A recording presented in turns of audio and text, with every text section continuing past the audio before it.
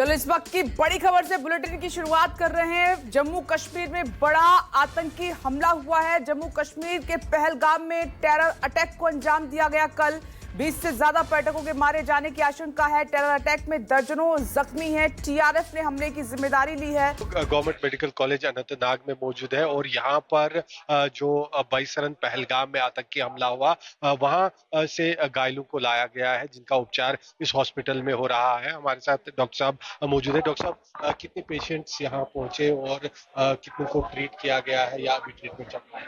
यहाँ पर हमने 7 पेशेंट को रिसीव किया है।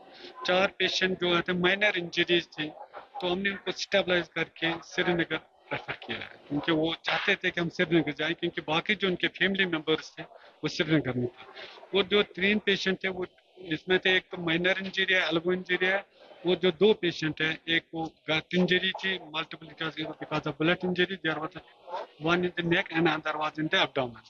We have operated that patient, but patient is still in critical but stable, but patient is still in the ventilator. And another patient we have put a stent because he had developed during the attack, he had developed a heart attack, and patient was shifted here and immediately we have put the patient a stent.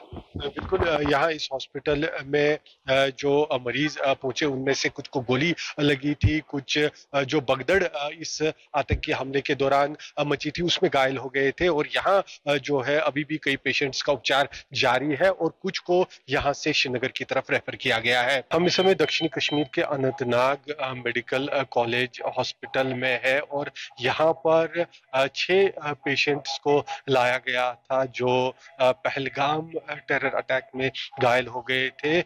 एक patient को कई गोलियां, 3 से 4 गोलियां लगी थी जिसे इस हॉस्पिटल में यहाँ पर ऑपरेट किया गया और उसके बाद उसका इलाज यहाँ पर चल रहा है। आप सामने देख सकते हैं तस्वीरों में। और इसके अलावा जो और अन्य 5 पेशेंट थे वो पहलगाम के 22 रन में जब आतंकियों ने हमला किया उस समय वहां जो भगदड़ मच गई उसमें घायल हो गए थे और उन सारे पेशेंट्स को भी यहाँ इस हॉस्पिटल में ट्रीट किया जा रहा है। इस समय हम यहाँ जीएमसी के इस आईसीयू में मौजूद है और आप देख सकते हैं तस्वीरों में वो जो घायल पेशेंट है वो नजर आ रहे हैं जो इस आतंकी हमले में घायल हो गए थे। और इस हमले के बाद जिस प्रकार से वहां पर भगदड़ मच गई थी उससे भी कई लोग घायल हो गए और घायलों को न केवल यहाँ अनंतनाग के अस्पताल बल्कि श्रीनगर के अस्पताल भी रेफर किया गया और लगातार घायलों को ट्रीट किया जा रहा है और हर एक केयर उनको दी जा रही है ताकि वो यहाँ पर स्वस्थ हो जाए।